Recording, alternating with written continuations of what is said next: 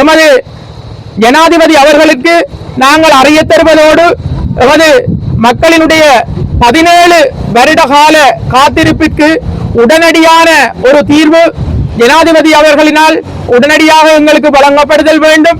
அத்துடன் நாங்கள் தேசிய பாதுகாப்பிற்கு குந்தகம் விளைவிக்காத வகையில் எமது பூர்வீக நிலங்களில் உள்ள எமது மக்கள் குடியிருப்பு காணிகளில் இருந்து உங்களுடைய இராணுவ நிலைகளை அருகிலுள்ள பொது காணிகள் அல்லது அரச காணிகளுக்கு நகர்த்துங்கள் என்றே நாங்கள் வினயமாக வேண்டி நிற்கின்றோம். உங்களை முழுமையாக இந்த இராணுவ நிலைகளை மீளெடுக்குமாறு இந்த மக்கள் கோரவில்லை. எனவே எங்களுடைய 55 குடும்பங்களினுடைய 59.5 ஏக்கர் காணிகள் உடனடியாக எமது மக்களினுடைய பயன்பாட்டிற்கு அவர்களது வாழ்வுரிமை உடனடியாக உறுதிப்படுத்தப்படுதல் வேண்டும். அத்தோடு எமக்கு இந்த வாழ்வுரிமை உறுதிப்படுத்தப்படாவிடின் எல்லா சமூக அமைப்புகளும் எம்முடன் தற்போது தொடர்பில் இருக்கின்றார்கள். அவர்களுடைய தொடர்ச்சியான குரல்கள் எங்கள் கரங்களை பலப்படுத்தும் என்பதை நாங்கள் தெரிவித்து நிற்கின்றோம். எனவே மிக உருக்கமாக எங்களுடைய வேண்டுகோள் என்னவெனில் எமது காணிகளுக்கான பதில்கள் வழங்கப்படுதல் வேண்டும். வாக்குறுதி அரசியல்களோ வலியுறுத்தல் அரசியல்களோ இல்லாமல் உடனடியாக செயற்பாட்டு அரசியல் மூலம் எமது காணிகளுக்கு நிரந்தரமான தீர்வு உடனடியாக இந்த அரசாங்கத்தினால் பெற்றுக் கொடுக்கப்படுதல் வேண்டும். கட்சி பேதமின்றி அனைத்து கட்சிகளையும் நாங்கள் இன்று ஒருங்கிணைத்திருக்கின்றோம். எனவே எமக்கு எந்த விதமான கட்சி சார்பான போக்கும் இல்லை. நாங்கள் நேரடியாக அரசாங்கத்துக்கே நாங்கள் கோரிக்கை விடுகின்றோம். அரசியல்வாதிகளை நாங்கள் இடைமுகவர்களாக இல்லாமல் நேரடியாக அனுரகுமார திசாநாயக்க அதிமேதவி ஜனாதிபதி அவர்களுக்கு எமது வேண்டுகோளை நேரடியாக நாங்கள் வலியுறுத்த விரும்புகின்றோம். எனவே கட்சிகள் உங்களுடைய வலியுறுத்தல்களையும் ஆதரவுகளையும் எமக்கு தாருங்கள். ஆனால் எந்த விதமாகவும் ஒரு கட்சி சார்பாகவோ இந்த போராட்டத்தை உரிமை கோருதல் வேண்டாம். இந்த போராட்டத்தை தனிப்பட்ட கட்சிகள் தமது அரசியல் நோக்கிற்காக தயவு செய்து மலினப்படுத்தாமல் எமது மக்கள் போராட்டமாகவே இந்த போராட்டம் தொடர்வதற்கு நீங்கள் தொடர்ந்தும் ஒத்துழைப்பு வழங்க வேண்டும். எனவே தனிப்பட்ட அரசியல்வாதிகளும் சரி அல்லது எங்களுடைய ஊடக நண்பர்களும் சரி இந்த செய்தியை அரசியலாக்காமல் நீங்கள் நேரடியாக எமது மக்கள் செய்தியை ஜனாதிபதி அவர்களுக்கு கொண்டு சேர்த்து மிகவும் ஆக்கப்பூர்வமான செயற்பாட்டினை மேற்கொள்ளுமாறு உங்கள் அனைவரையும் தாழ்வன்புடன் எமது மக்கள் சார்பாக நாங்கள் வேண்டி நிற்கின்றோம்.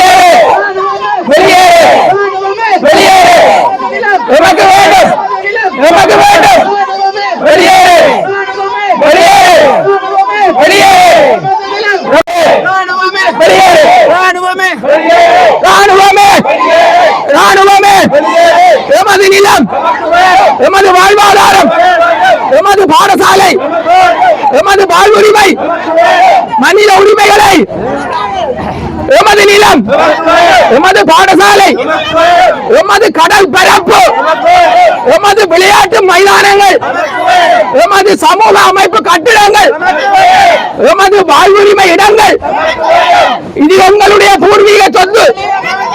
எங்கள் நிலம், எங்கள் நிலம், பரம்பரை நிலம், மூதாதையர் நிலம்.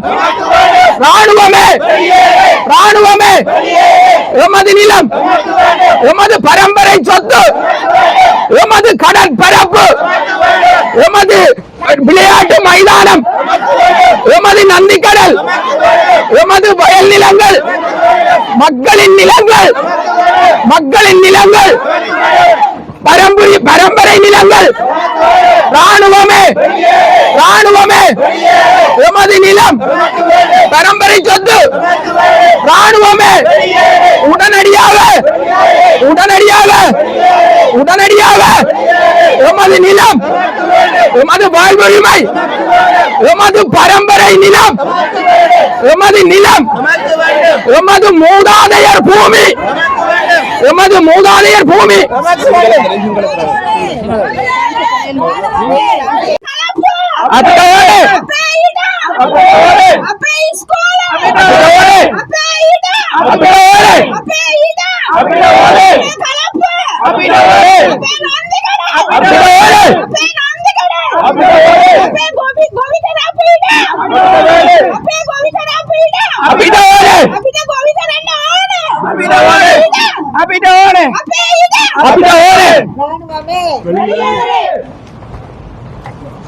வெளியேறு வெளியேறு வெளியேறு, உனக்கு வேண்டும் உனக்கு வேண்டும் உனக்கு வேண்டும் உனக்கு வேண்டும் உனக்கு வேண்டும் உனக்கு வேண்டும் உனக்கு வேண்டும்.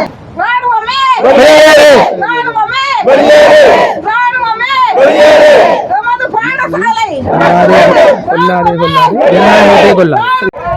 வெளியேறு வெளியேறு வெளியேறு வெளியேறு வெளியேறு, எமக்கு வேண்டும் எமக்கு வேண்டும் எமக்கு வேண்டும் எமக்கு வேண்டும். வெளியேறு வெளியேறு வெளியேறு, எமக்கு வேண்டும் எமக்கு வேண்டும். ராணுவமே ராணுவமே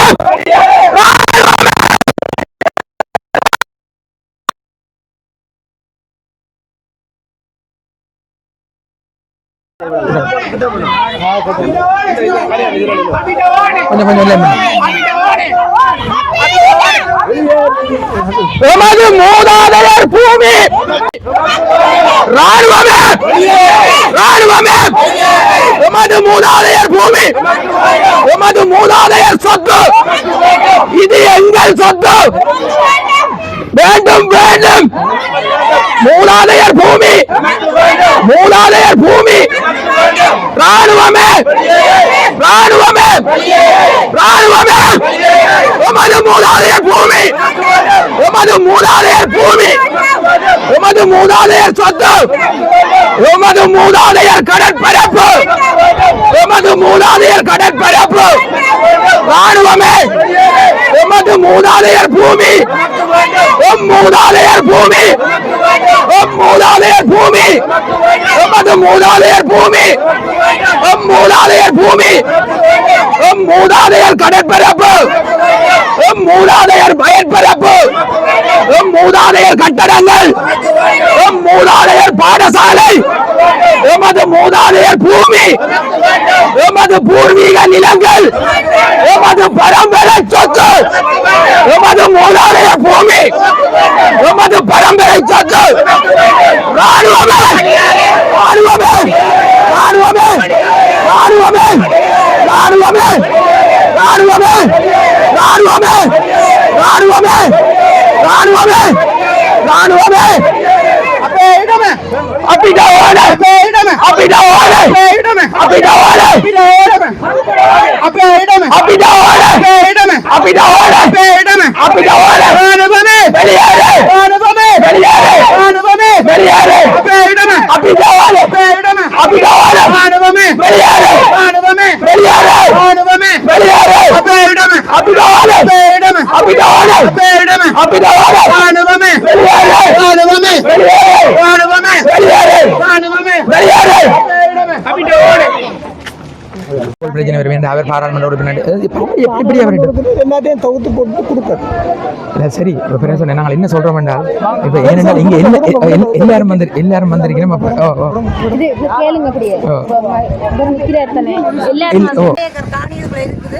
2.5 ஏக்கருக்குள்ளே நிறைய தென்னம்பிள்ளை நிறையாண்டு 160 தென்னம்பிள்ளை வச்சுருக்காங்க. இப்போ எவ்வளோ நிற்கிறதோ தெரியாது. நல்லா காய்க்குது. எல்லாம் கடல் கரையோட எங்களுக்கு வீடு, ஆத்தங்கரையோட எங்களை வீடு. கேப்பாப்பிலவு, உள்ளியவளை, முல்லைத்தீவு. அன்றகுமார திசாநாயக்க அதிமேதகு ஜனாதிபதி, இலங்கை ஜனநாயக சோசலிச குடியரசு. கேப்பாப்பிலவு பூர்வீக நிலமீட்பு தொடர்பானது. அதிமேதகு ஜனாதிபதி அவர்களே, யுத்தம் நடைபெறும் போதும் அகதிகளானோம். யுத்தம் முடிவுற்று 2 தசாப்தங்கள் நிறைவடையும் வேளையிலும் கடந்த கால அரசுகளாலும் அரச நிர்வாக இயந்திரங்களாலும் அகதிகளாகவே அலைக்கழிக்கப்படுகின்றோம். பூர்வீக தொழில்களை தவிர வேறு தொழில்கள் அறியாத மக்கள் விவசாய நிலங்களுக்கு பதிலாக சிறிய காணி துண்டினை வழங்கியும் மீனவர்களுக்கான கடற்பரப்பை பறித்தும் ஏற்கனவே யுத்த வடுக்களை சுமந்த மக்களை மீண்டும் நிற்கதியாக்கி இருக்கின்றீர்கள். அரசியல்வாதிகளும் அரச நிர்வாக இயந்திரமும் பூர்வீக கிராம மக்களுக்கு காணிகள் மீளளிக்கப்படும் என்ற வாக்குறுதியை வழங்கிவிட்டு மக்கள் போராட்டம் இடம்பெற்றிருக்கும் போது மக்களின் குடியிருப்பு காணிகளில் இராணுவ கட்டிடங்களை அமைத்தது ஜனநாயகத்துக்கு முரணான செயற்பாடாகும். தேசிய பாதுகாப்பு உட்பட எவ்வித தேவைகளாயினும் சரி, காணிகளை சுவீகரிப்பதாயின் அரச வர்த்தமானி வெளியிடப்பட்டு அதன் பின்னர் மக்களுக்கு நட்டஈடு வழங்கப்பட்ட பின்னரே உத்தியோகபூர்வமாக சுவீகரிக்க முடியும். ஆக குறைந்தது ஒரு மக்கள் கலந்துரையாடல் கூட இல்லாமல் இக்காணிகளை கையகப்படுத்தியதானது அப்பட்டமான மனித உரிமை மீறலாகும். பொதுவான இராணுவம் உருவாக்கப்படுவது மக்கள் உயிர், உடைமை, அத்தோடு அவர்கள் வாழ்விடங்களையும் பாதுகாப்பதற்காகவே அன்றி மக்கள் சம்மதமின்றி அவர்கள் நிலங்களை முறையற்ற வகையில் ஆக்கிரமிப்பதற்காக அல்ல. தேசிய பாதுகாப்பிற்கு குந்தகம் விளைவிக்காமல் எமது நிலங்களில் உள்ள இராணுவ வாகன தரிப்பிடங்கள், சிற்றுண்டி சாலைகள், விளையாட்டு மைதானங்கள் மற்றும் கேளிக்கை விடுதிகளை அருகில் இருக்கும் அரச காணிகளுக்கு நகர்த்துங்கள் என்று மட்டுமே நாங்கள் கோரிக்கை விடுக்கின்றோம். அருகில் இருக்கும் அரசு நிலங்கள் இந்நிலங்களைப் போலவே இராணுவ இருப்புக்கு கேந்திர முக்கியத்துவம் வாய்ந்ததாகும். வடமாகாணத்தில் கணிசமான மக்கள் உங்கள் மீது நம்பிக்கை வைத்து வாக்களித்துள்ளனர். அந்த நம்பிக்கைக்கு பாதிரமாக பாதுகாப்பு அமைச்சர் என்ற வகிபாகத்தில் இராணுவ சர்வாதிகார போக்கினை நீக்கி தசாப்தங்களாக தார்மீக வழியில் போராடி வரும் எங்களுக்கு இனியும் காலம் தாழ்த்தாமல் எமது பூர்வீக நிலங்களில் வாழ்வதற்கான உரிமையை உறுதிப்படுத்துமாறு வினயமாக வேண்டி நிற்கின்றோம். அத்தோடு இன்று சர்வ கட்சிகளையும் நாங்கள் இங்கு அழைத்து நிற்கின்றோம். எந்த விதமான தனிப்பட்ட அரசியல் கட்சிகளோடும் நாம் இணைந்து செயற்படவில்லை. அனைத்து பிரதிநிதிகளையும் நாங்கள் இங்கு உள்ளடக்கி இருக்கின்றோம். எமது போராட்டத்திற்கு தனிப்பட்ட அரசியல் கட்சிகள் எதுவுமே உரிமை கோர முடியாது. இது வெறுமனே ஒரு மக்கள் போராட்டம் என்பதனையும் நாங்கள் உங்களுக்கு தெரியப்படுத்த விரும்புகின்றோம். நன்றி. மதிப்புக்குரியவர்களே, அனைவருக்கும் அன்பான வணக்கம். கேப்பாப்பிலவு மக்கள் என்பது ஒரு பூர்வீக குடிகள். அண்மையில் நடந்த சம்பவம் ஒன்றை சொல்லுகின்றேன். பாராளுமன்றத்திலே அமைச்சுசார் ஆலோசனை குழு கூட்டத்திலே பாதுகாப்பு அமைச்சினுடைய கூட்டம் நடைபெற்ற போது ஜனாதிபதி அவர்கள், பிரதி பாதுகாப்பு அமைச்சர் அவர்கள், பொதுமக்கள் பாதுகாப்பு அமைச்சர்கள் எல்லோரும் இருந்த சமயத்தில், இராணுவ தளபதிகள் எல்லோரும் இருந்த சமயத்தில் கேப்பாப்பிலவு விடயமாக நான் கதைத்த போது அந்த கேப்பாப்பிலவு விடயத்தினுடைய அந்த கோரிக்கை விடும் நடவடிக்கை ஒன்றுமே ஜனாதிபதி மட்டத்துக்கு போகவில்லை. இராணுவ தளபதிகள் மட்டோடே நிறுத்தப்பட்டிருந்தது. அப்போது நான் உடனே சொன்னேன், உங்களுக்கு இராணுவ தளபதிகள் பொய் கூறுகின்றார்கள். உங்களுக்கு கேப்பாப்பிலவு மக்கள் இவ்வளவு காலமாக போராடி புலக்குடியிருப்பில் 30 நாள் தொடர்ச்சியான போராட்டம், அதற்கு பிறகு 2.5 வருடம் 3 வருடத்துக்கு மேலாக கேப்பாப்பிலவு மக்கள் போராடி குறிப்பிட்ட காணிகள் விடப்பட்டிருக்கின்ற நிலையிலே இன்னும் 55 பேருடைய 59.5 ஏக்கர் காணியும் மற்றது அந்த விடுபட வேண்டிய காணி என்றபடியால் நான் சொன்னேன், இன்னும் நாலு பேருடைய மத்திய வகுப்பு காணியும் இல்ல நான் சொன்னதான்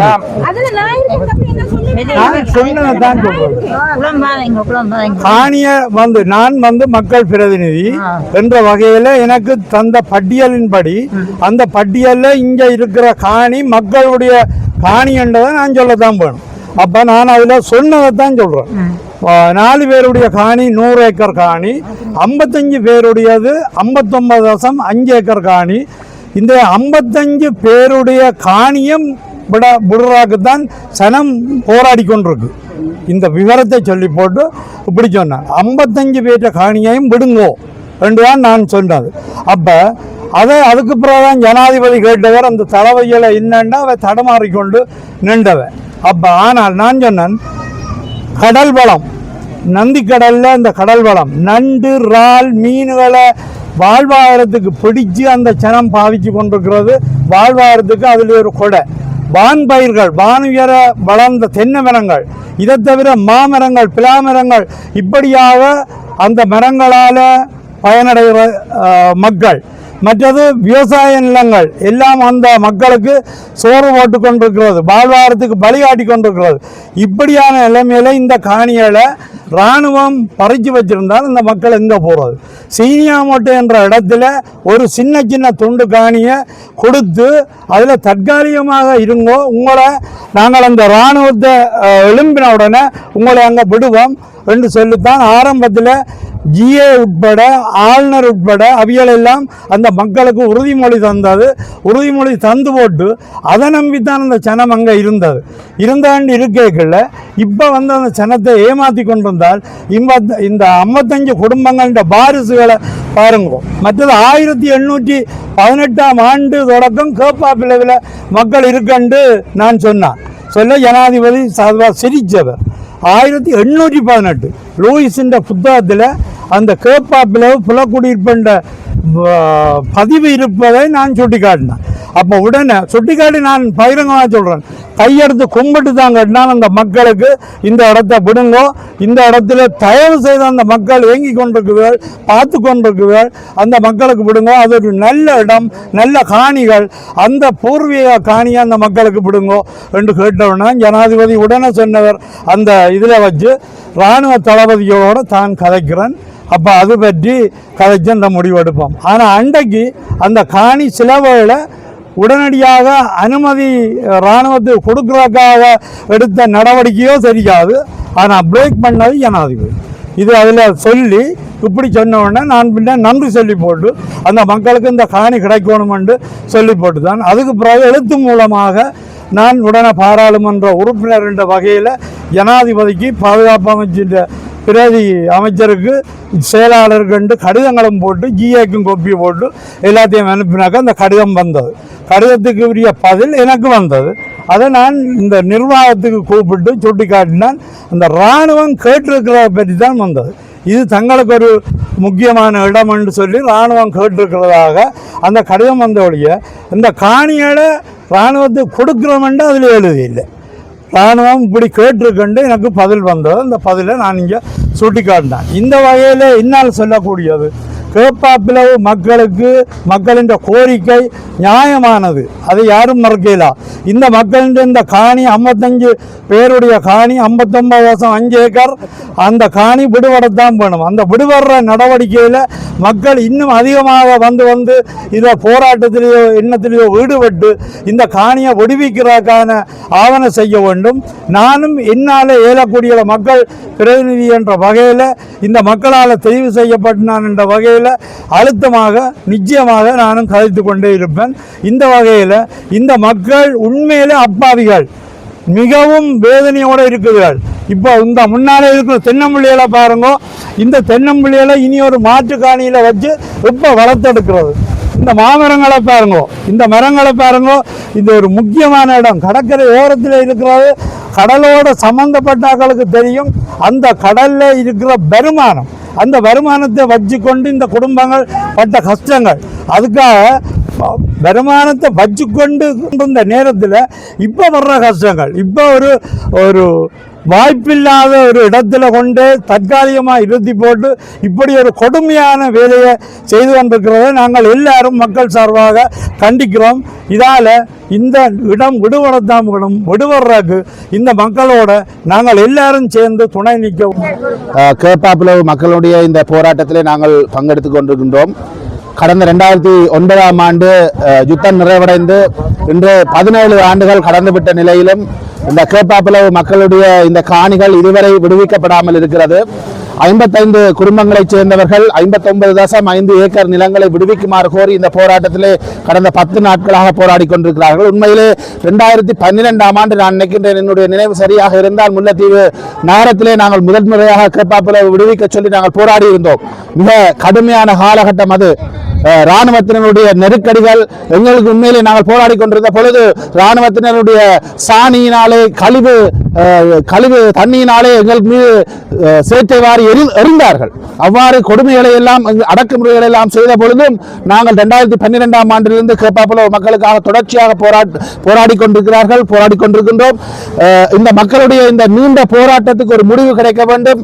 கடந்த 17 ஆண்டுகளில் எத்தனையோ ஆட்சியாளர்கள் வந்துவிட்டார்கள்.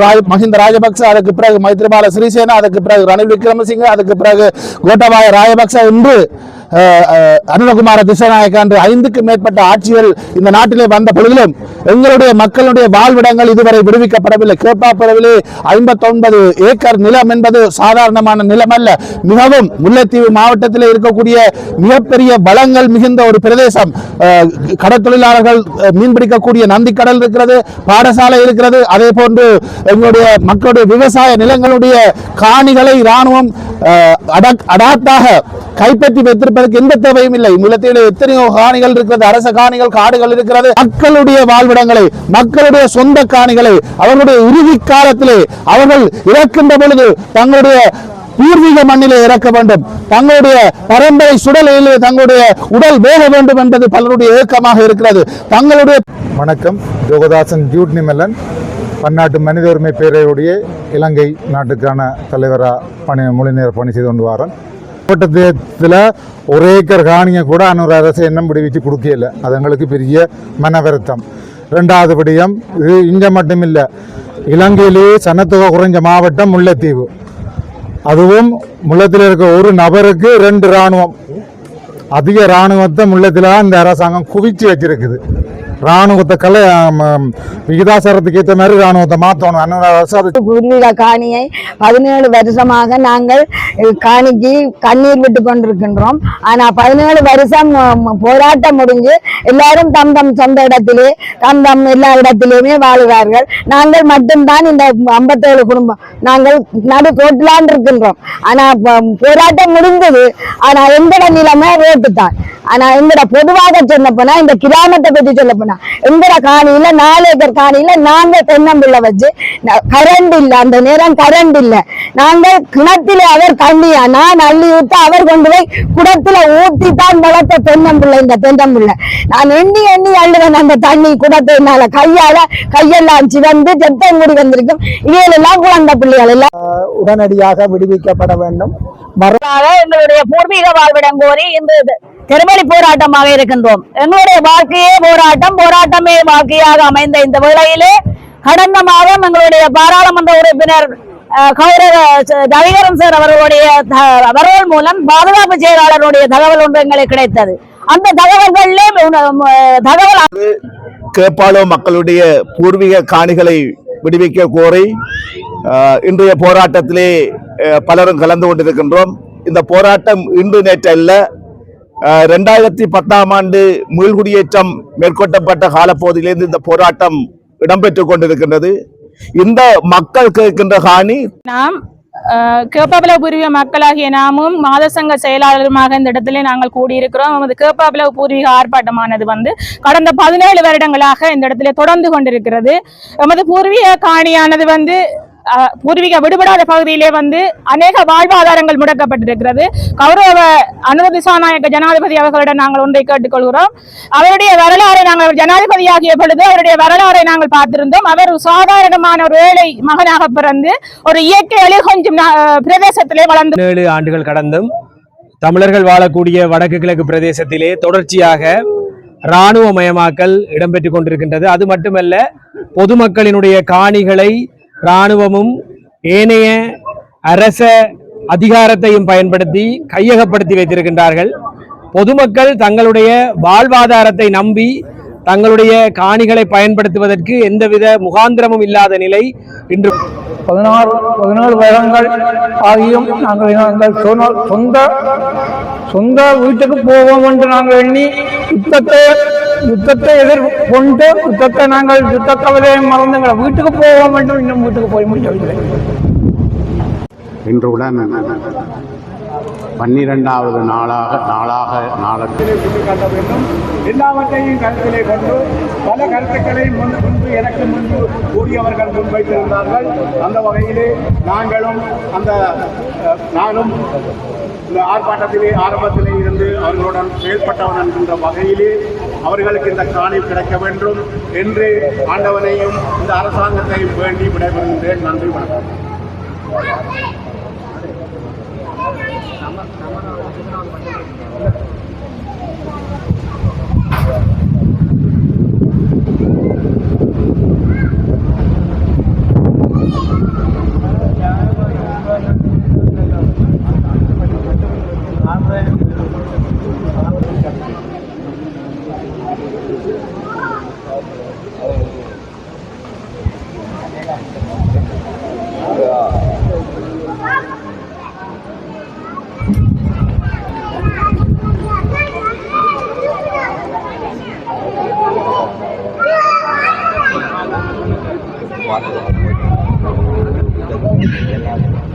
எல்லாரும்